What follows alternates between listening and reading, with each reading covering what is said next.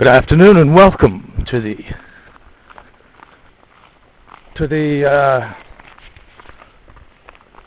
lockdown isolation virus audio podcast vlog diary and many other words log accountment. There's no such word. Document, oral document. Today is the 8th of April, and it's about 2 o'clock, and I'm just heading off on my own for a little walk toward the river. Not with Tuco this afternoon. It's a bit too hot. Tuco's had all his hair, not all his hair, he's had a lovely haircut. Flo has kind of used the scissors instead of the shaving machine, and the atmosphere seems to be a bit better than it was yesterday when I had that kind of explosion with her. It seems to be settling down. These things always drift by. At the time, it kind of can appear like they won't, but they do. Anyway, I've been listening to some other of my audio stuff in bed lately to help me sleep. Been listening to myself on the Dansrue device, and you can learn a lot about yourself listening to these kinds of audio. The main thing I pick up from it is the amount of just the useless content in the mind. The useless content and subject matter for each entry, for each walk. And sometimes it's more philosophical or analytical. And sometimes it's just harmless kind of rambling about a game, like I've done in the past if I'm talking about SimCity or XCOM, whatever. And now, of course, it's this Transport Fever, which I think is okay because it's a harmless rambling. But a lot of the time it's going on about subjects and things that in that moment are the focus of attention. But when you listen back to these things, I mean, even literally a day later, the one thing comes to mind is the pointlessness of those contents, the lack of any usefulness, except perhaps there may be one usefulness, which may be the simple case that by talking these things through, you take these contents and you throw them away. You literally verbally spit them out, you know.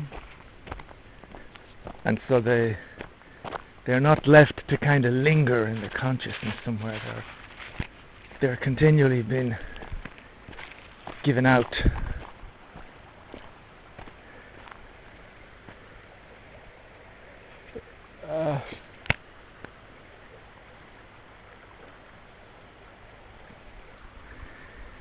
Eckhart Tolle talks about that, about kind of about practicing the practice of stopping the narration in the mind. I'm just looking where my little rock is here that we sit, but it's right in the sun, so I think I'm going to try and find a more shaded area. It's lovely, sunny today. I'm wearing a shorts and a t-shirt. First time this year, and I've put some sun cream on because this type of sun can be deceptive because it doesn't feel super hot, but the sun is still doing its job on your skin. Anyway, look at Eckhart Tolle when he says, do away with the narration and try and get to a deeper consciousness or a higher consciousness. And the problem for me has always been, if you do away with that narration, what will you replace it with? Because I don't think someone like me can just be walking for very far or very long with nothing in his mind. The fact of the matter is, I like to have something on my mind.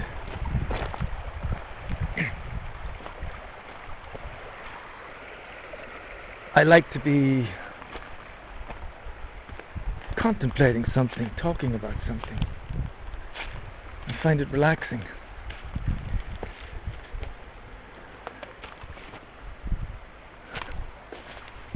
But I do agree completely when he says that the vast majority of it it's really nonsense.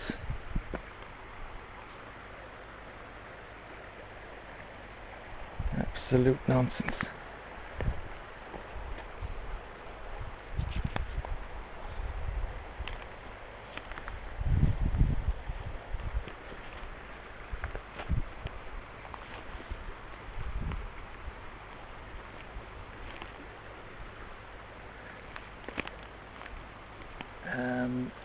And I get that from listening back to the different bits of audio. When I'm going on and on about something, and it just comes across like this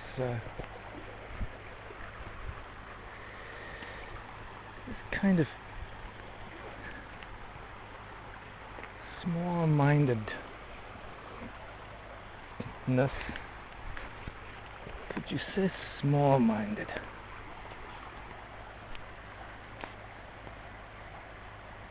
I don't know how to describe it clearly.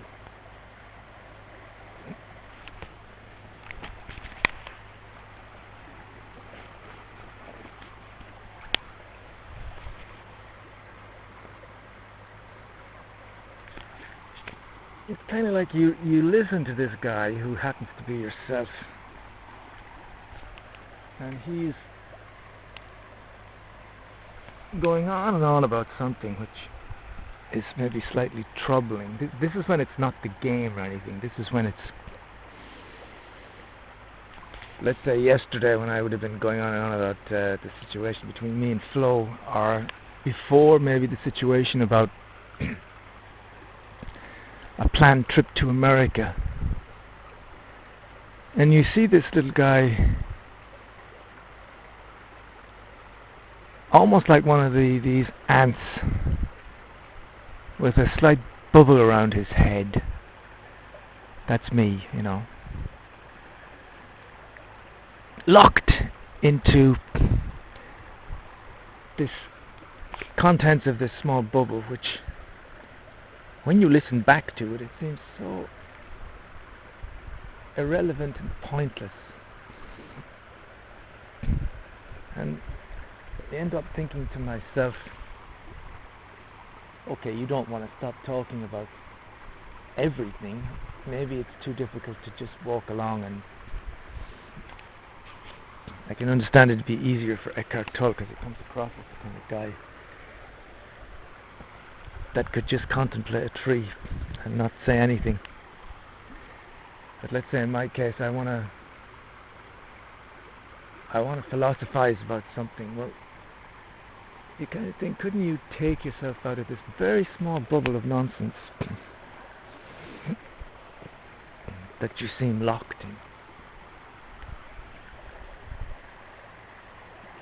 Get rid of that, and then just contemplate on something more interesting, you know.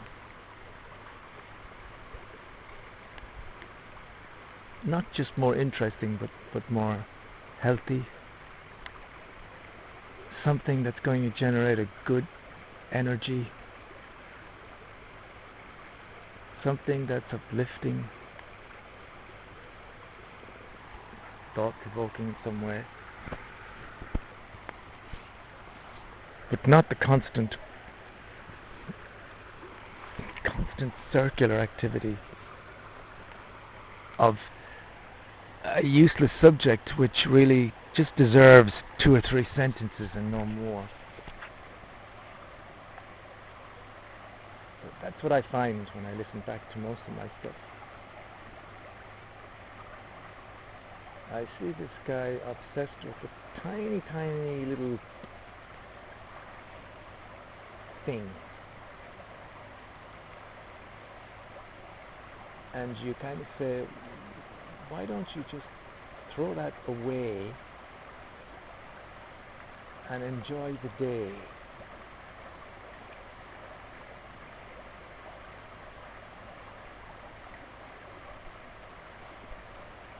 You can understand the difficulty because sometimes you get locked into these thoughts and the dialogue, and there is a certain, I don't know what you call it, is it like a soothingness, an addiction, an obsession.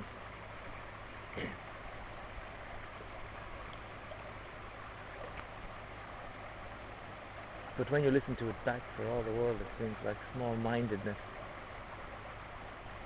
It's like the contents are, they're kind of beyond petty.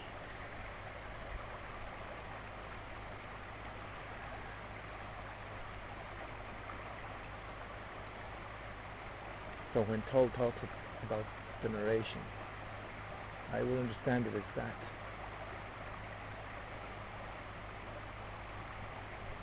But unlike Toll, in that he seems to suggest there shouldn't be any narration,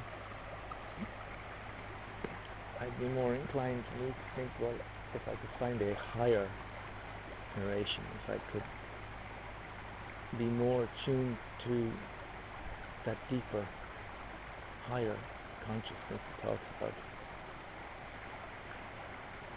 and let that trickle through, so that even if the thoughts are, even if there's more space between the thoughts, you know, that I leave it, I keep clearing my mind, and I wait for something interesting to come in.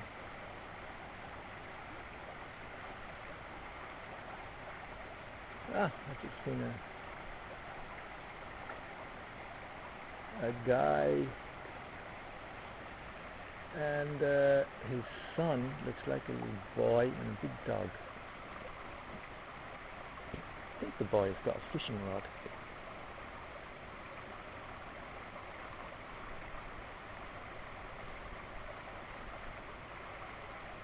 But it's pretty sitting here watching because I'm kind of in the shade.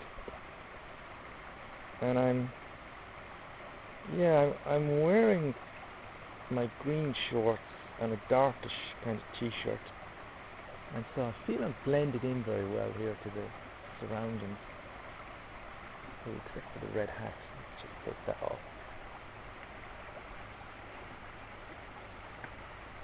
So take the red hat off, and now it's just even more blended in. Quite cool. I don't think they notice me.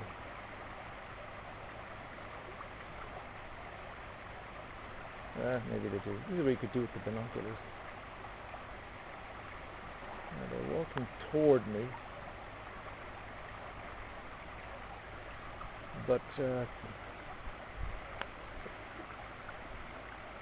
still a long way away.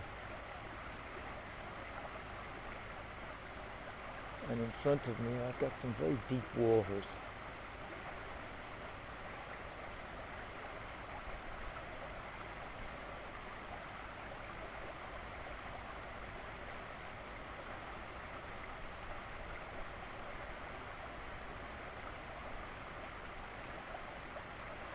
Still coming this way. I wonder, are they looking for a place to cross the water?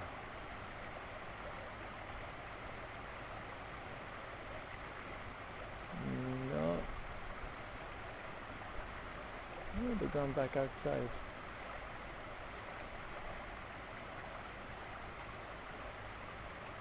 And their dog is following them. Maybe they're looking for some other place to cross the river. I saw a car earlier on, I'd say that was them.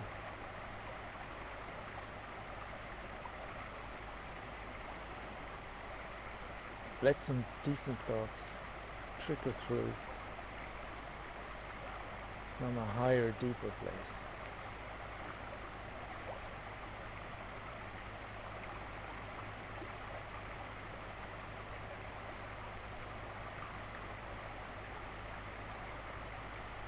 Eckhart Tolle calls the isness. When you're completely in the moment, the present, when your mind is not back or forward.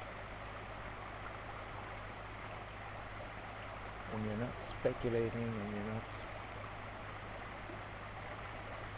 analyzing, when you're not reviewing something that just happened or happened a long time ago, but you're more in a state of quietly waiting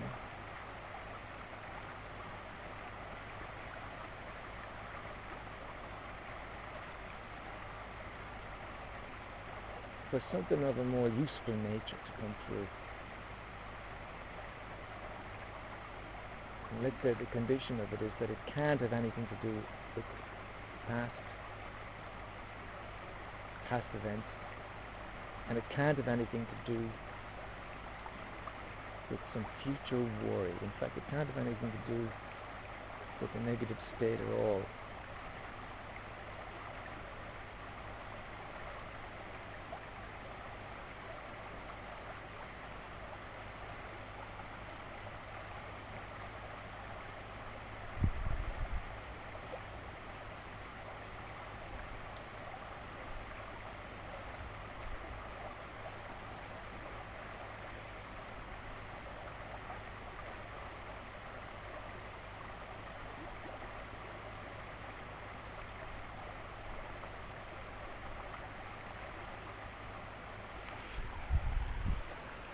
A thought is a thought, real is real. Concentrate. All is attitude, and an attitude can be changed.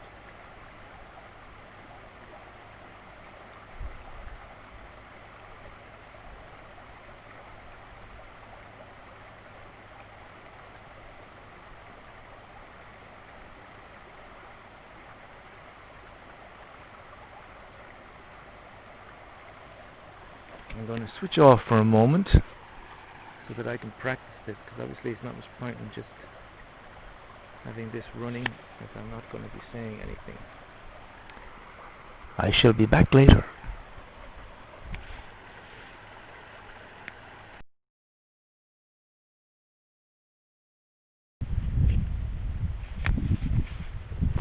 Today is the 8th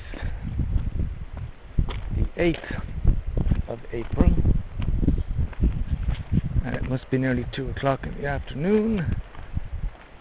I got up a little earlier today. I was awake at just after 11, and I listened to the radio, Sean O'Rourke, and I stayed awake. I didn't go back to sleep,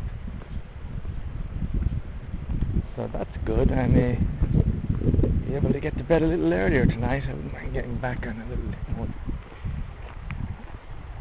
earlier up and earlier to bed footing, so that I don't slip into staying up till 5 o'clock in the morning and then getting up at 5 o'clock in the evening.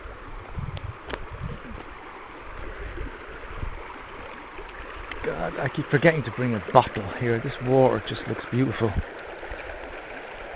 It's so clear.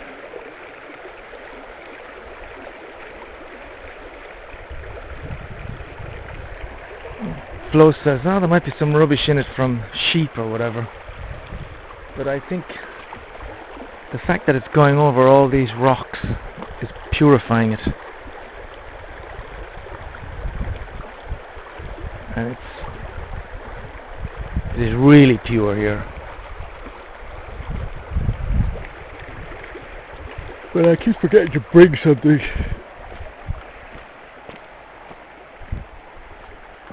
So yeah, the 8th of April.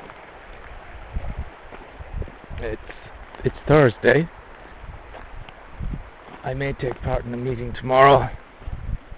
I was just saying how a lot of the meetings just kind of bore me, but at the same time, I feel it's good to be there surrounded by these people once in a while, because it is certainly true that sometimes there are very inspiring meetings and other people say things, and there's a general kind of atmosphere there that helps. And I shouldn't be too what's the word, decontract in French.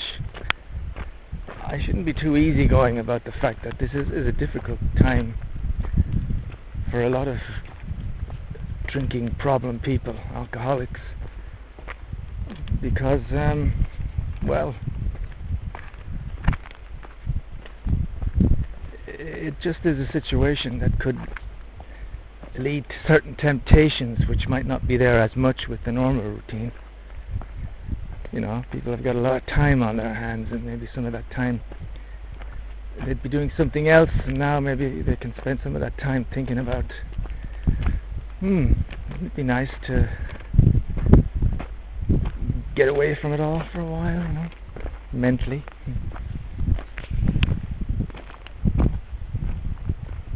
When I have that thought, I just go through the scenario, I go through the routine, I picture myself waking up the next morning and not remembering certain things, and I just have to imagine the level of stress and anxiety that I'd feel if I went back there. I just have to imagine looking at Flo's face the next day, and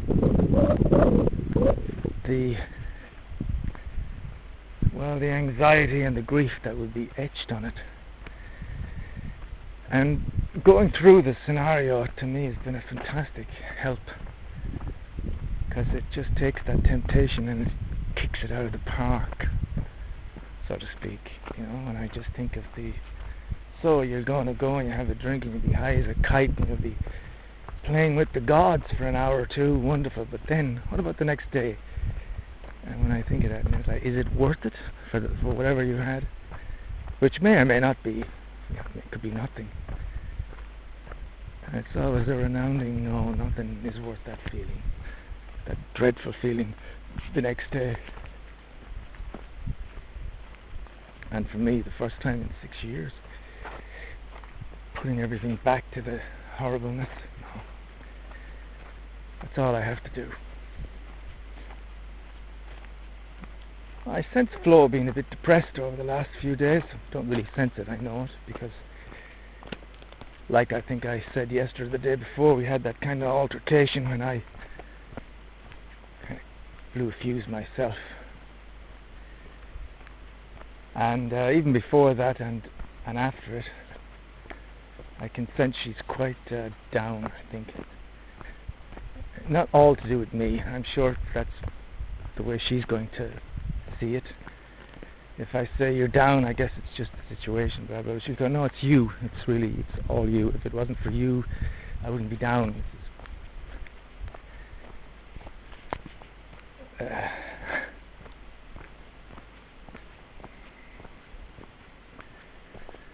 kind of annoying to look at life in that simplistic a way. So it's another absolutely divine kind of day, and it's, oh my God, the colours are so, because all the greens are kicking in, and all the crops, the barley or whatever it is, they're all starting to grow, and there's this really radiant green in the fields. And all the leaves are coming on the trees, and the sky is blue. It's just really, everywhere you turn your head is just a wonderful picture. The countryside and the lavender fields and everything. I'm so lucky to be in the country. I would never want to be in the city anymore. Although, you also find beautiful things in the towns. Narbonne was quite beautiful. Didn't have big open spaces and fields and mountains in the distance, but you did have other things. So anyway, it's easy to project the inner states on this outer world that's screwed up at the moment, and say I feel like this because of this, you know.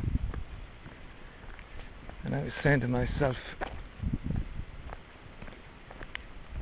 I'm kind of lucky that I don't see it that way. To me, I feel the way I feel, and it doesn't matter what's going on outside, more or less. But at the moment, if we were working and none of this happened, I would still feel the way I feel. I'd still feel like this. Because the insecurities and the anxieties are there. I think they're deeper than external circumstances. God, it's so beautiful. Just looking toward Vox and Villeneuve with the green in front of me.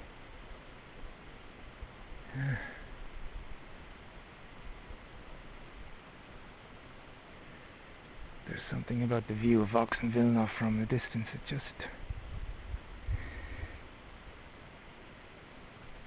makes you stop, you know, when the hills hit the blue of the sky. There's a kind of instant cure in that moment.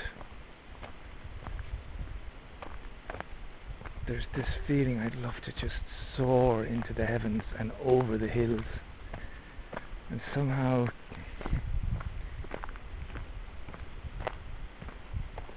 you're just cured.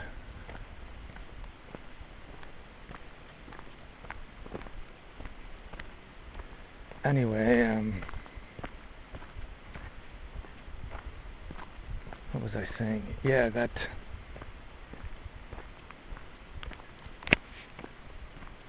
even if nothing had happened and I was at work, I'd be the same angst and insecurities. And I was saying that the reason they happen, I think, are deeper, I think, than external circumstances. The reason, I think, is just an inward knowledge somewhere in us, and it's the knowledge of death and mortality.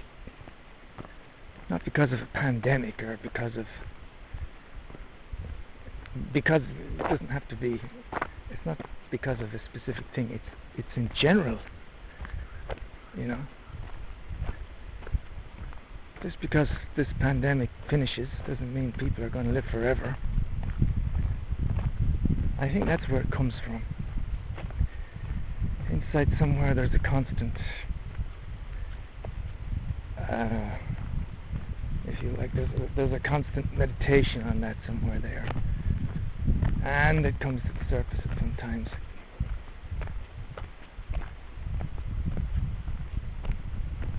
I don't know, perhaps the function of it is just to try and make us aware of our mortality, and in that awareness we gain an extra vibrancy in life itself. When you're aware of the limited nature of things, when you take one day at a time and you enjoy it, your life is added to. Also, it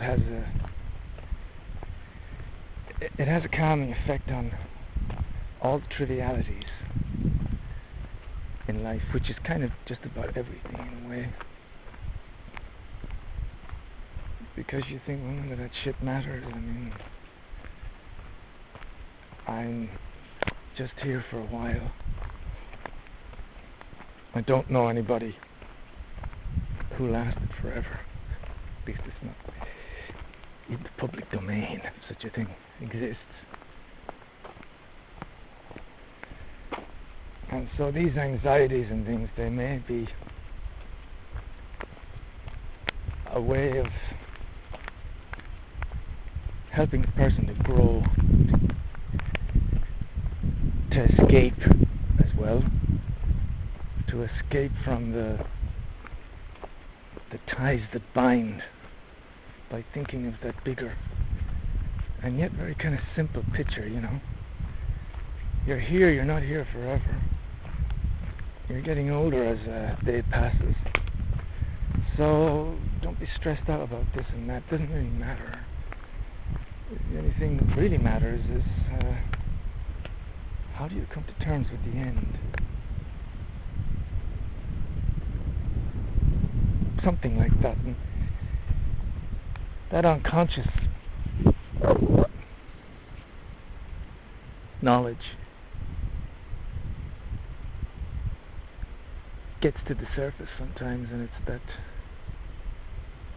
that strange kind of it's an anxiety mixed with the melancholy, which also ends up giving you a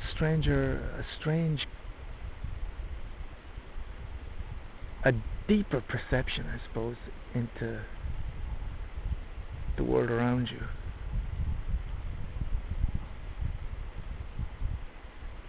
A deeper sense of belonging or something. A deeper appreciation for things.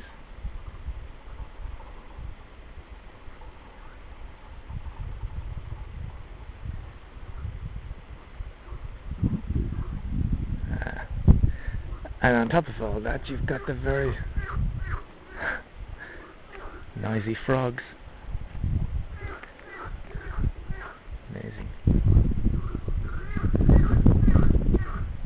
They're all in my place. I was going to say, you've got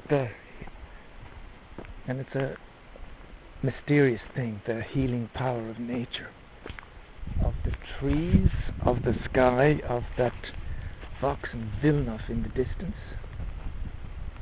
of the breeze, the space, like the water, the air, the sun, the earth.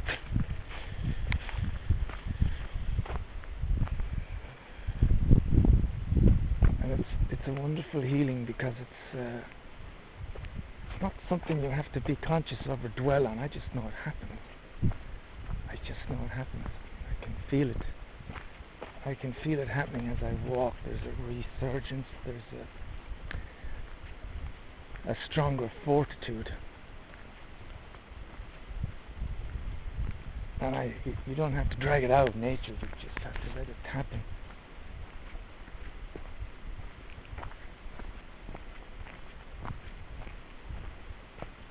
That's why it's so great to be in this little, almost like a private piece of the earth for myself, with all the elements. The earth, the air, the sun, and the water. 4. Not 3. Not the Trinity. 4 is always a better number.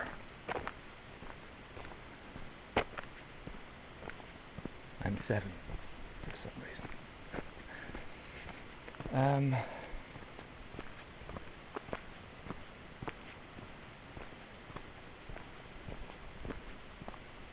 I want to be careful what I do and say from now on at home.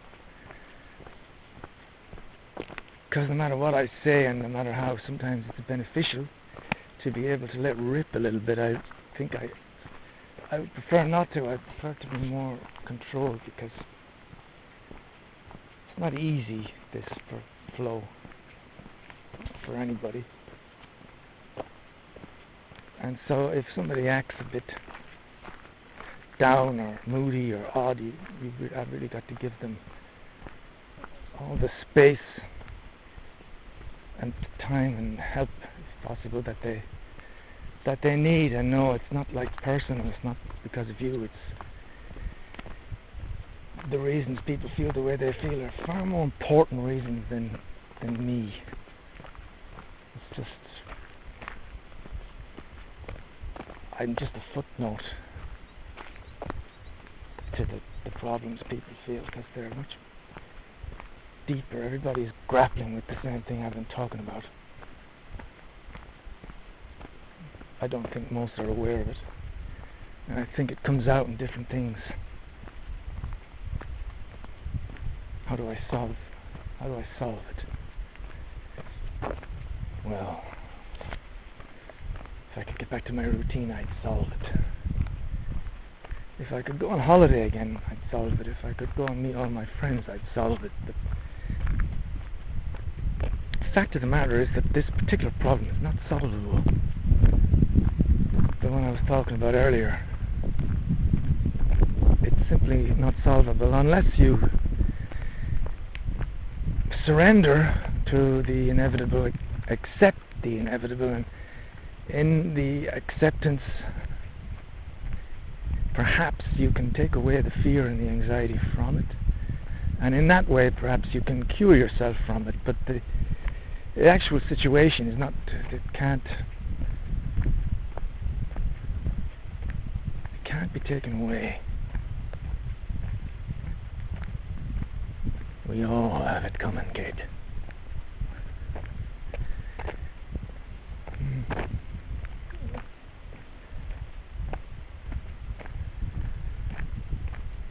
For every down, there's an up. When we feel like this, there's always a bounce.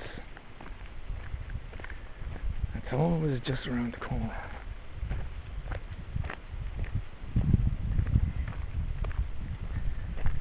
And I don't need a pandemic to feel like this.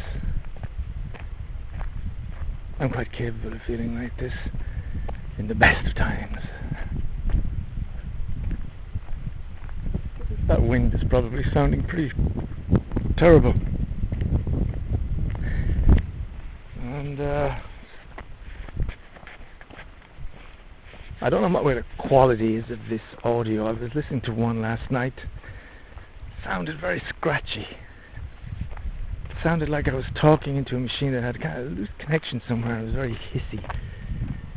I hope they're not all going to be like that, because I actually have a microphone for this thing, a lapel microphone that works with it. So during all of these times I could have just been hooked up to that, but there's something very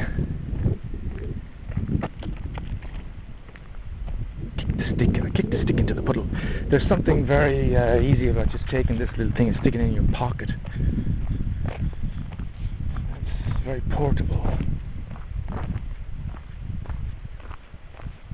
Farmer is apparently growing maize, sweet corn. He's going to be using a lot of water.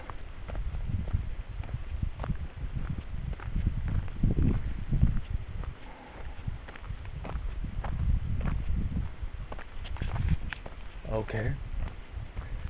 I'm probably going to ramble on about my game now, so I think I'll switch off. Well, I'll just give 2 minutes on the game, then I'll switch off. So, I had a very good episode with Transport Fever last night, which is really cool, because I don't mind if the game doesn't work. I mean, it always works, but if it doesn't grab you sometimes after you've played it a few hours on a map, and then you start again, and it may be better or may not, but I'm aware now that, because when I started a new map last night, I had really great sport.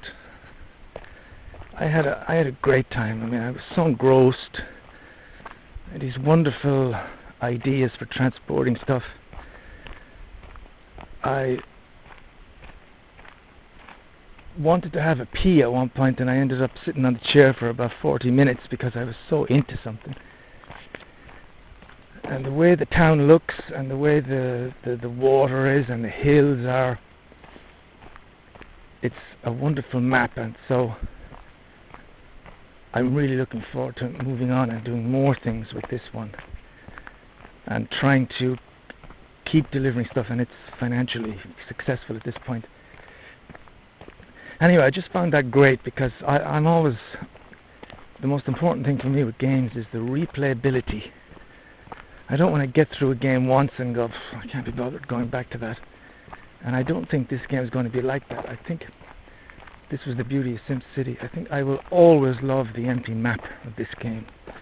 I will always love that feeling of going to the first town, of opening the first line and just putting out these stagecoaches, or if it's a bit later, some kind of a bus.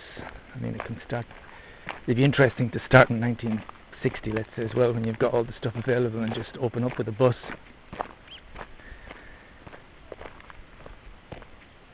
But if that continues, if that you know, I'm okay with what I'm doing in this map. I've played it for a few days, but I'm getting a bit fed up now. I can't wait to start a new map. That's the way you want to be with the game. There's, you know, as long as there's always the potential for something new and nice to happen, then you'll always keep going back to it.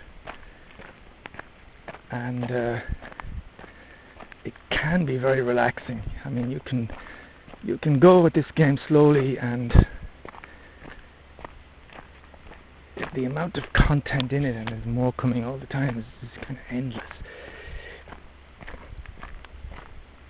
You could literally spend 3 hours just trying to get a supply of one thing from one point of the map to the town.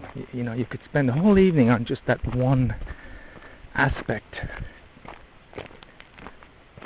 So anyway, yeah, yesterday I managed to get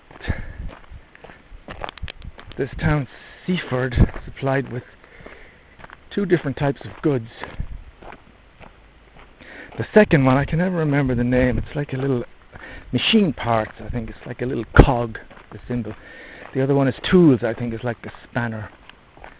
And the tools one is quite easy. You just need to get the wood from the forest, turn it into planks, and then send it to the tool factory, and somehow, maybe it's not tools, maybe it's supplies, I don't know what it is, but it just needs the planks. It's very easy. The second one was a fucking nightmare, because you need steel and planks, and the steel is you need to get coal, you need to get iron ore, mix them together, 2 coal, 2 iron ore to make 1 steel. It is just a difficult production line. I ended up having about 4 trains just to kind of keep that going. Then you take the steel and you mix the steel with the planks, and you make these little cogs. So I managed to do it, and I managed to ship them to Seaford. I got both things shipped. But there was all kinds of problems with that second one, and it just took me all night to sort it. But it was really a pleasure doing it. It wasn't that frustrating. It was fun. And yeah, so I'm going to be doing that, I think, this afternoon. It's a beautiful day, but I have absolutely no willingness to go anywhere today. Not to the Connemara, and I mean, I shouldn't. Everybody's staying put, so I really don't need to go anywhere. So I'm going to just, yeah, I'm going to binge on this game today, I think. See what happens. So there we go, 25 minutes. I'm about to head to the road here to get back to our house. I shall now say goodbye for now, and we shall certainly tune in tomorrow and keep you informed. And in the future, hopefully this will all be, could be anyway, a nice session of ideas and vlog. Of ideas? I don't know about ideas, but of meditative vlogs. Bye for now.